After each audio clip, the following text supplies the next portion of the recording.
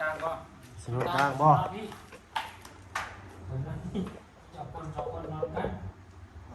เห็นบ่ผู้เจ้าของซาร์เสียงเนี่ยชอบคนมาก้นได้ยังไงว่าเราขี่รถกลางอยู่นี่คอยจะนอนตอนนั้นพี่หน่อยเนาะที่เปิดภาพมากะฮอดงามค่อยคำลงแรงแล้วพี่หน่อยเนาะเดินทางยังบ่ฮอดจอดบ่ถึงอยู่พี่หน่อยเนาะพอดีพากันแวะกินข้าวสิหาบ่อนผักบ่อนเช้าก่อนพี่หน่อยเนาะตามคำแนะนำของทางพอเที่ยงเงินพี่หน่อยเป็นว่ามาคืนเนี่ยบ่อยากให้มาปานใดทางมันกดง้อเนาะกับอย่างเฮาบ่ชินทางเนาะต้องขอบคุณความห่วงใยจากทีมงานเฮานำพี่หน่อยเนาะผู้และทางไปกันต้องไปพูดเลยก็เลี้ยวขวาขึ้นปุ๊บพี่หน่อยเนาะเอาเนาะจะได้ก็หาบอลผักบอลเศร้าสิก่อนพี่หน่อยเนาะกินข้าวอิ่มแล้วบาทนี่ค่อยคำลงแรงเลยพี่น้องไปพากันไปหาบอลผักบอลเศร้าก่อนพี่หน่อยเนาะอิ่มพี่มีพญาเนาะเลยกันสิพากันเดินทางมุ่งหน้ากลับเข้าไปปากสั้นเลยเนาะไปหาบอลอยู่บนนอนก่อนพี่น้องเลยชาติเมืองมันไม่ค่อยมีเนาะเอาไปนี่มีแต่ชาติเมืองเลยเนาะเพราะว่าทางลุงเพิ่นว่าสิไปซุ่มเบิ่งทางเขาพี่น้องแต่ไกลเหลือเกินไกลขนาดเลยไปเมื่อกี้นี่ฮอดบ่ครึ่งพี่น้องก็เลยกลับมาก่อนเนาะเอาเป็นว่ามื้ออื่นสู่กันใหม่เนาะอ่อนเตี้ยพี่แรงเพิ่นก็ได้ขาสั่นย่อย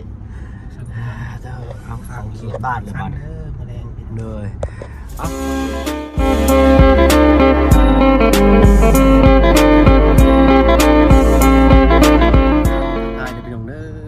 มันมืดจักเบิ่งเปิดไฟซิก่อนโอเคเนาะกับทักทายสบายดี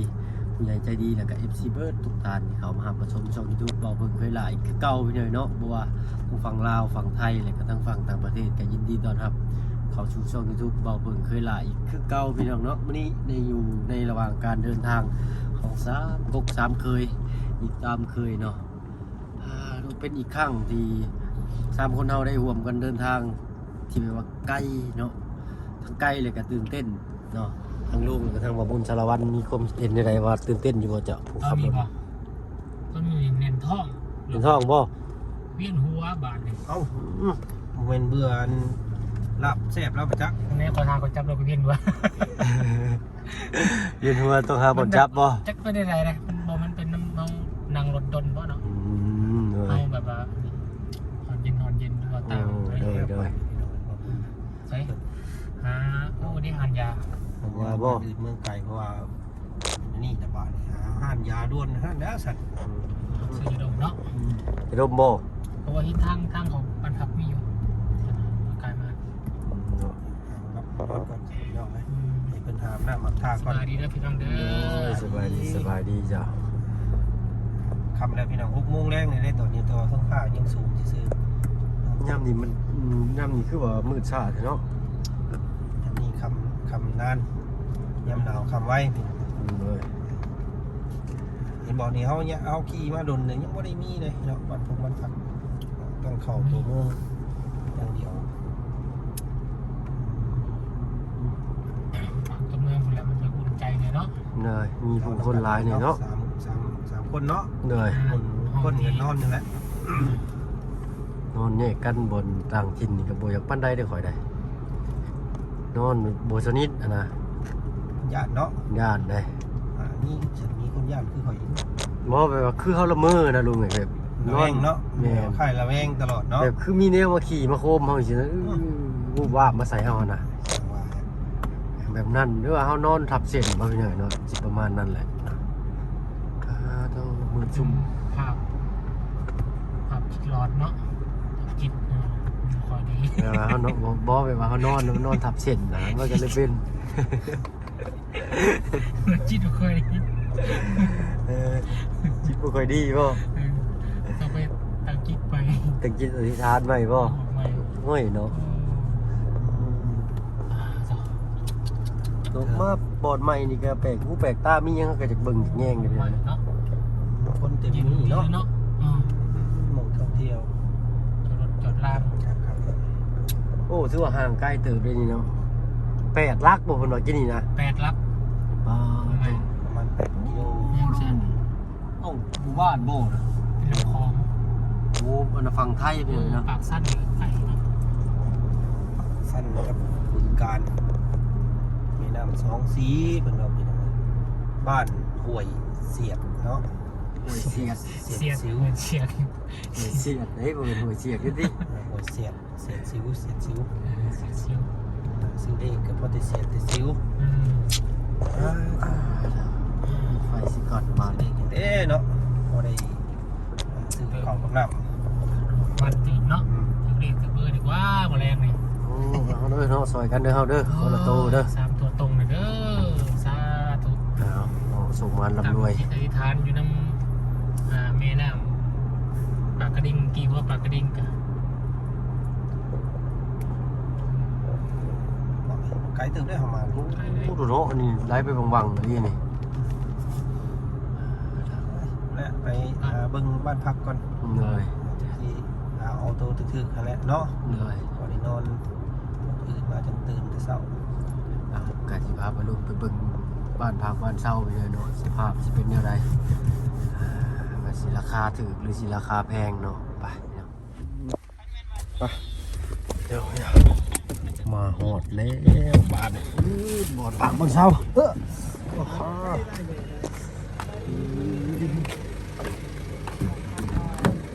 จุ๊บมาหอดแล้วพี่น้อยน้องบ้าน มีห้องเศษแตกกับ2,500 2 เส้นทางนอน3 คนได้กับ ได้เป็นห้องใหญ่ เลย 2 เซตกับห้องนอน2 คนเท่าไหร่ละ ฮะห้อง1,800นอน2คนได้มี2เตียงแต่บ้านห้อง2,500จะเป็นห้องใหญ่ขี่รถเกี่ยวขึ้นไปทั้ง2ชั้นเลยเดี๋ยวไปเปิดให้ โอ้เขาไม่เตะย่างไปเบิ้งเนาะไปแต่ทางลูกเพิ่นนั่นนะไปตู้ ห้องก้อนพี่น้องเลยห้องโอ้ห้องใหญ่พุ่นเนาะ ตู้พาไปบอกไปสันเอาผักเศร้าก่อนพี่น้องมาอื่นเศร้าสิได้พากันเดินทางแต่เศร้าเนาะ โอ้ยห่างจุ่มนะ ท่านจุ่มหม้อนี่ แล้วก็ไปหาหม้อไปลากเข้มลากจุ่มหม้อให้นี่มึงไปเอาแล้วแม่เข้มกูเฮ็ดได้เข้มมันแก้วเอาตื้มน้ำเหรอวะตื้มแล้ว อยู่ตึกนั่นนะพี่น้องเนี่ย เนาะ เนาะก็เป็นแบบว่าบ้านเพิ่นเป็นแบบลมเย็นเท่านั้นเนาะอยู่ตรงเวียงก็เว้นก็อยู่ได้หรอกได้แต่เฮาก็บ่ได้อยู่เพิ่งลูกพี่น้อยเนาะ ตึกดีบ่ ที่เราเกี่ยวให้มาดังนี้ เดี๋ยวเราจะเอาไปบอกเพิ่นอีกเทื่อนึงก็ได้พี่น้อยเนาะ เอาที่ใส่นกค่ะอยู่ข้างหลังเลย มันนั่งพัก โอ้ตู้เฟอร์นิเจอร์เพิ่นเนาะ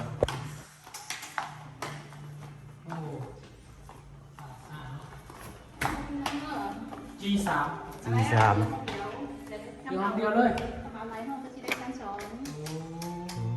G3 เหมือน63บ่เนาะนี่เนาะ ครับ เอานะ โอ้ โอ้โธ่นอนใน3 คนสบายเลย คักแบบนี้เนาะ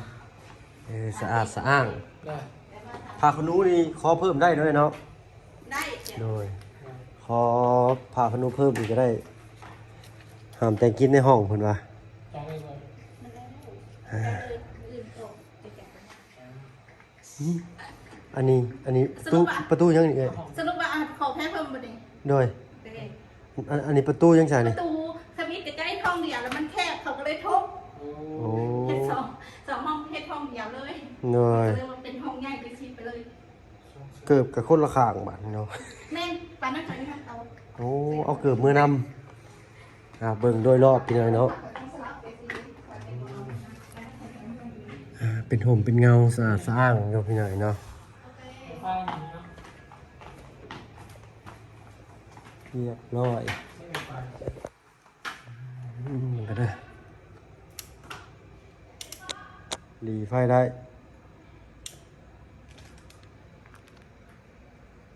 ใช้ตู้จะเปิดเองแล้วโอเค23 โมงเช้าเดี๋ยวเปิดไป16ก่อนเบิ่งห้องน้ำมองใน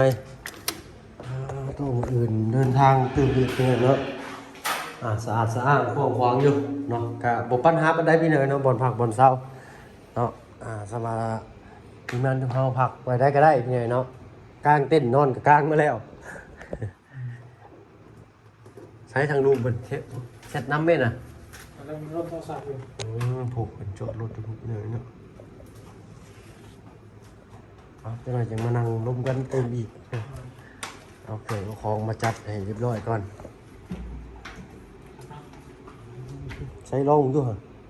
นิ่มอยู่บ่โอ้ เมื่อได้ยังไง เคยนอนแต่บอลแข็งๆไม่นอนบอลนิ่มบัดนี้เนาะเอาเพียเบิดมือเนาะ ยังเหนื่อยเพียงคือปวดหัวจะเป็นไข่มาก็ เอาโอเคพี่หน่อยเนาะรอถ่าทั้งลูกมันมาจากโอ้ลมกันว่าสิเอาในไรมืออื่นไปเอาพี่หน่อยเนาะนั่งพักเศร้าเมื่อกี้นี่ครับออกมาบานนี้มืดจ้อยพี่หน่อยเนาะโอ้ยมันจะแบบเข้าหน่อยนึงนะเนาะแล้วพอดีให้ลูกมันมาจอดรถอยู่นี่สิพากันเอาเข่าคลองลงแล้วบัดตอนนี้ฮึบชาฮึบชาฮึบเท่ากันก็ได้มาต้องเอาข้างนั่นได้หักนี่ก็ได้ทางคนซื้อผ้าห่มมานำพี่เลยเนาะ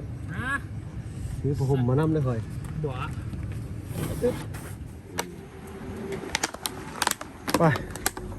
โอ้โหหอบสังวานบาดนี่เนาะ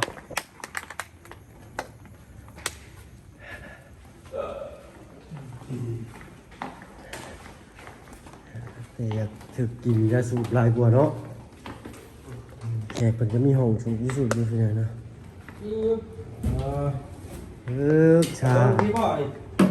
เนี่ยเลือกเอาแล้วได้เจ้าจะสินอนซองนอนคนเดียว ไปนอนกลางไปยัง นอนกลาง ไปนอนกลางเลย เอาแล้วแต่แล้วเนาะ เอาขอบกินหมกปลาลูกนอนกลางกินข้างมาเน่า เท่านั้นบ่ ปลั๊กไฟมันจะหวาน มีบ่เลยปลั๊กไฟโอ้บ่ได้เอาปลั๊กไฟมานำเนาะโซฟาเป็นตั้งวันนี้ก็เพียกดีเนาะ ครับนี่เนาะ ครับบ่ได้มีโอกาสนั่งเนาะพี่น้อยเนาะ เดี๋ยว หมกได้นี่หมกได้นี่ ของหนึ่ง250,000 ว่า350เนาะ ตัว 350 บาท วัน350ก็ธรรมดาพี่น้องนอนได้3วันเลยเนาะ ย่าง เรื่องนอนกลางนี่ กลางก็ สนุกกลางบ่ พี่จับคน2คนนอนกัน เห็นบ่ ผู้เจ้าของซาร์เซียนนี่2คนมาก้นได้ยังไง นอนกลาง ว่าเราสินอนกลางอยู่นี่ คอยสินอนก็นั่น เด้ฝั่งนอนกลางข่อย นอนกัน เอายับโอ้ ตอนนี้กันวางคนนอนคนได้ยังคนบนกลางไว้ เอาข่อยนอนพี่ก็ได้ครับ นอนกันคนเดียวนอนคนได้หน่อย เก่าแล้วอยู่ห้องเดียวกันเนาะ นี่สิไปหลับนอนอยู่น้ำเรียวจักเรื่องมาตื่นกันแน่ โอเคสิได้แบบนี้เชื่อนี่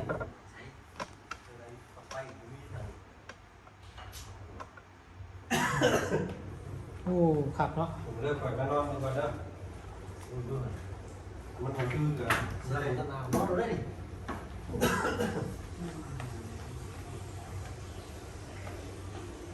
เจ้าได้ลุงคนเฮงก่อนดูไหมเจ้าคนเฮงกัน เห็นบ่ โอ้โหลุงตาด้วย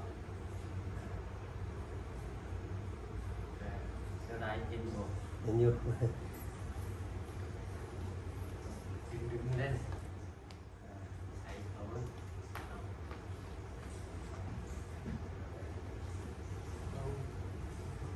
เกิดขึ้นรู้สึกปลอดภัยเนี่ย อันนี้ว่าจริงโดนกลางเลย ว่าโอ้โหโอ้ทักผ่านประเทศทางประเทศอะไรกันเนี่ยกว่า ดภัยแล้วมีคนออกขาย นี่เนาะ เดียว อันนั้นหมายว่าขาย พี่หลอกนะพี่หลอกไม่ใช่เนี่ย บ่มีผีแต่ว่ามันบริยัติ มีคนมาย่านที่นอนกลางกินข้างมาเอาไหนเอาลุกมันวะ นอน แต่ว่าเขาซื้อมาโมอยู่ข้างๆเขานะโมทอดกูทิ้งเขานะขายงวบางทีก็มีโมก็คือมีโมปล่อยญาติกับบริญาติเนาะนอนที่มันสบายนะแบบอุ่นบ่โมเก่งเขาโมเราเองข้างๆเขาอย่างนะเรียนตื่นมาตกใจเรียนก็ไม่รู้ เพื่อนว่านอนอยู่ไปเรียนอยู่ใต้ดินอยู่อะไร อยู่ข้าง แต่ว่าผมไปนั่งนั่นเป็นคนดูบ้านแล้วตื่นมาซื้อเลยว่ามัวเมานอนมันตื่นมาเห็นภาพตะโค้งนั่นตื่นมีสินะ โอ้ย โอ้นอนไปนอนมาคนข้างห้องเด้อวันนี้เด้อ เองเปิดให้เอง แรงสมองอุตสาห์เลยนะผมพัก ใหญ่ เล่น เนาะ ตึ๊บไงโอ้เย็นอยู่แล้วเย็น ใหญ่เนาะ เย็นเลยเย็นเลยเฮ้ยยังไงดูไฟสมุนก่อนนะดูห้องเนาะ ชิ้นตัวนี้ก่อนดูกินนี่ได้แรงพอเศร้าได้เด้อกินตัวนี้นะเอาซื้อมากับพวกได้ลายพี่น้องซื้อมาจังหวัดก่อนซื้อก่อน พี่แค่เป็นนี้ อยาก อยากได้ มีของ อยากจะหาซื้ออีกมือทำไมเพราะว่าเราซื้อไปฝากเพิ่นว่าฝากเอาผู้เพิ่นแหละเสียงอาหารให้เฮาแหละว่าชัดๆเพราะว่าเพิ่นสิฮอดเนาะเพิ่นสิฮอดเพิ่นก็มีเพิ่นโทรดินน้ำโยกินนี่พี่น้องเพิ่นว่าโอ้ยที่เข้าไปก็ซื้อเสียงอาหารให้มันตุนไปเด้อเรา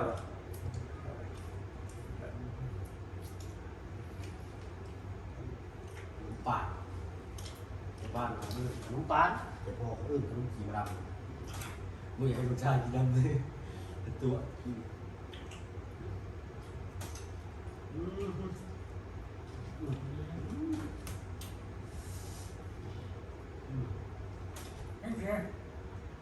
ไม่ดูเลยจังมือเอาลงอยู่เนาะ โอ้เบิ้งเลย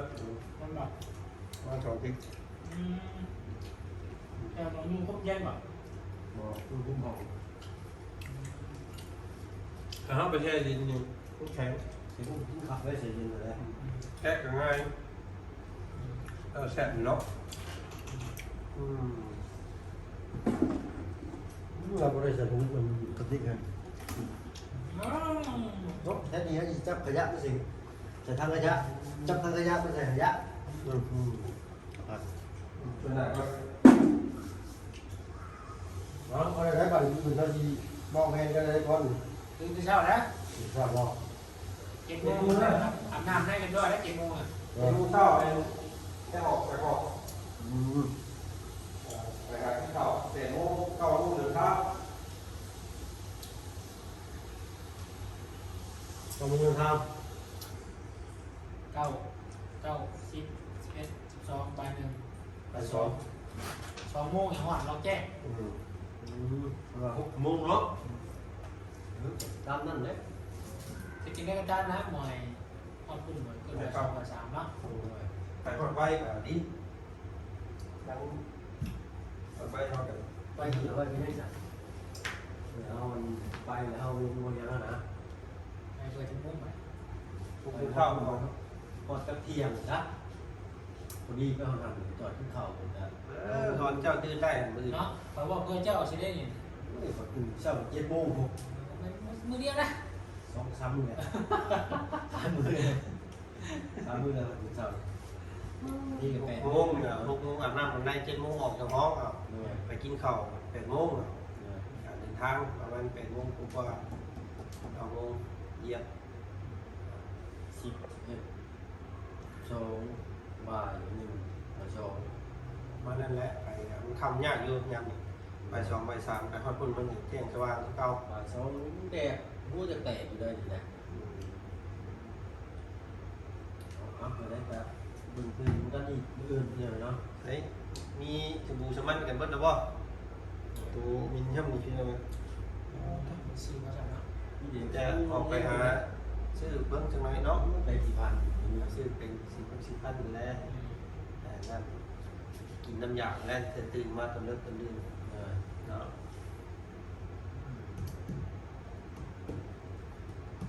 ซื้อฟันซื้อตรงนี้ไว้เนาะเดี๋ยวเนาะ ว่า6 โมงไปทุ่มหนึ่งเลยเป็นไดของมัน ครับผม ไอ้โน้มาแซ่บตรงนี้แหละ ถึงแล้ว ของ VIP ได้เหมือนเดิม350 350 บาท มันนั้น เยี่ยมคนก็ครับ10ไม่มุ่งครับย่อมตาสีโต๊ะขาขนาดต่อบุญมาเขามาหอดกับลูกคำมาติโน่ด้วย สิมีทั้งคนอีกนะมันทำมันมีของติดคุก ลุงเป็นห้องนะห้องเดียวเลยนะมันเป็นห้อง มี เดียว ติดมองนาเก่าที่พวกเขาเคยมารับมานอนตะกี้แหละ มันไม่ก็ อันนี้เป็นตึกตัวนี้สมมติว่าได้มานอนตะกี้เนาะมานอนเผาอันมาเตียงนั่น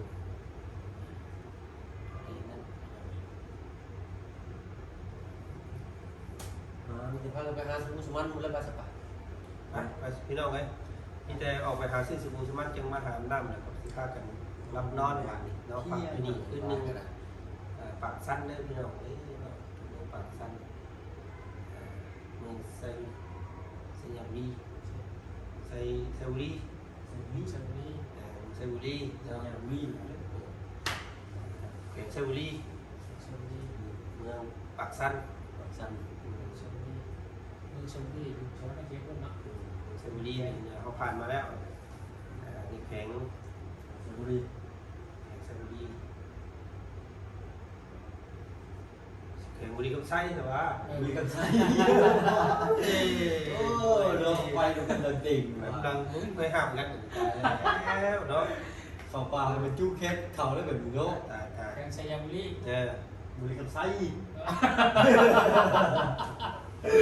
บุรีกับไส้ เรียกกันไส้ กับไส้ยาบุรีไส้ยาบุรีมันมีหลาย ใช่ ไส้ยาบุรีไส้ยาบุรีนี่ ใช่ยาหุ่นใช่ยาข่าวข่าวมิจันเลยหุ่นเป็นใช่ยา บุรีบุรีกันไส้ บุรีกับไส้โอ้ย ไส้บุรีมันเป็นเรื่องไส้บุรี ใช่บุรี ก่อนนอนตะแคงนั้น เอา ค คน น ว่า ว่าบริคำไส้คำนวณนะ บุรีกันไส้ ไส้แบบคำนวณนะ ก็รู้ที่มันคอมเมนต์มาเนาะบอกว่าผ่าน2แขวงเนาะแขวงคำนวณแขวงบุรีคำไส้ก่อนจะนอน ใช่สมบูรณ์ ใส่สมบูรณ์อยู่เนาะเป็นคนติดตามอยู่พี่น้องเราจะได้ก็ฝากติดตามรับชมทางทีมงานเท่านั้นเนาะฝากคนมีซีเหมือนกันพี่น้องเนาะรุ่นชมดูกันว่าเหตุการณ์ต่อไปจะเป็นอะไรแน่เนาะทางทีมงานเราก็เต็มที่เนาะไปเรามีแล้วมีบทสวดบนบร้ายทางบางคนอะไรเนาะรักๆกับสิทางบางคนสารวัตรเบิ้ลพี่น้องเนาะ ช่วยกันเด็กคนนอนแล้วเป็นยังไงนะเอาไปเบิ่งช่วยเป็นกำลังใจนำกันนะเอาจากทีมงานเอาแหละนะเนาะอยู่คนกับ3 คน 2 คน 4 คนตะกี้เนาะแล้วก็มาอีกคนเตียงกันก็สุดทบกันอีกกันอยู่คุณก่อนก็สิก็ใครกลัวอยู่นิดหน่อยนะเนาะ เบิ่งซอยกัน เบิ่งช่วยกัน ไป ก็อุ่นอีกน้อยอีกขึ้นร้านเติมแหละเนาะ คนเดียวคนร้ายได้คนเดียวนะคนหน่อยว่าพี่ คนเดียวหาย2 คนพ้นตาย3 คนกับป้าสบาย4 คนสบาย5 คนสบายบาย โอ้โหเนาะ คน เป็ เป็น น ไป วาย เล เลย ย คนก็ บุ บุ ญ ญ ไหว้ วาย บุญไหว้เลยบาทสิคนเนาะ คนบาย เลยผมเลยเจ็บไปเลยบุญไหว้เลยเนาะวอนดูฮอร์โมนคลายเครียดก่อนนอนทีเดียวเนาะพ่อกันกินหนาแล้วกันคลิปนี้นั่งสัมปกสัมเพยเข้ากับสิเด็กขอตัวลำลาชื่อยาชีพันก่อนหรือว่าไอ้ชีพันวันเป็นทุกเขียวเนาะเป็นคอยมีเขียวทุกเลยคอยทุกก็ได้กัน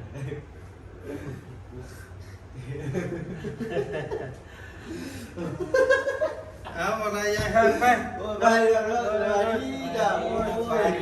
เดี๋ยวพวกเราบ้านเกี่ยวกับรุ่นหน่อยเนาะไปพี่หน่อยเนาะไปละสบายดีจ้ะ